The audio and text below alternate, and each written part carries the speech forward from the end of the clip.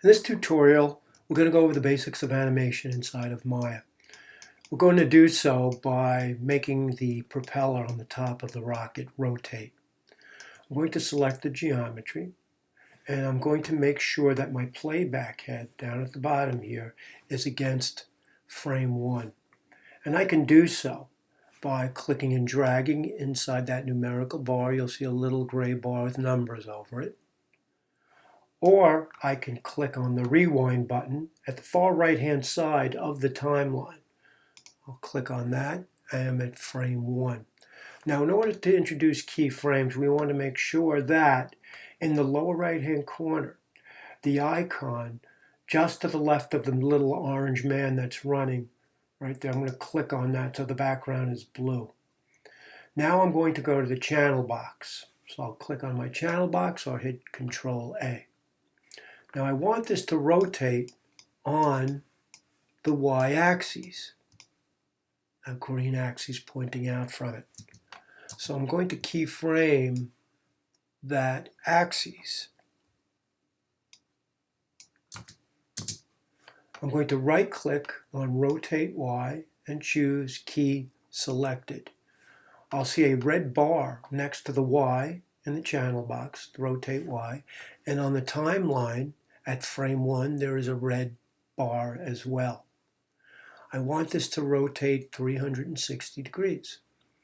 I'll go to frame number 80 just randomly, and then in my channel box I will change the 0 next to Rotate Y to 360. Now if I were to play this or drag through my timeline, the action stops, or the animation stops, after it passes through frame 80.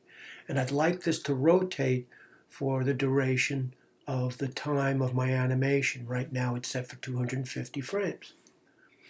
I'm going to hold down Control Shift, and I'm going to go to Windows, Animation Editor, and I'm going to choose Graph Editor. And the graph editor is a white box with a GE under it. With the propeller selected, if I were to click on that, I'm going to see two keyframes joined by a Bezier curve. Now the first thing I want to do is straighten down that Bezier curve, because what that means is that the speed will be erratic, slowing down and speeding up if I leave it set the way it is. I'll mark key select across the line and the two keyframes represented in the graph editor. And inside the graph editor, you'll see a series of icons comprised of orange lines and boxes. I'm going to click on the one that's a single diagonal orange line with a box. I'm going to go click on Rotate Y. I'll choose Curves, Post Infinity, and Cycle.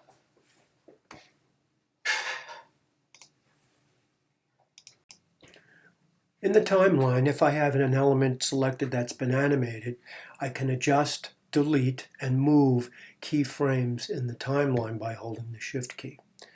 So let's say, for instance, I wanted this animation to run slower than 80 frames for the first cycle. I'm going to extend it out perhaps to 150. I'll shift and drag through, and then I'll click on the two yellow opposing arrowheads in the timeline and drag it to the frame I'd like to put it at. You'll see the frames count off on the timeline as you drag through.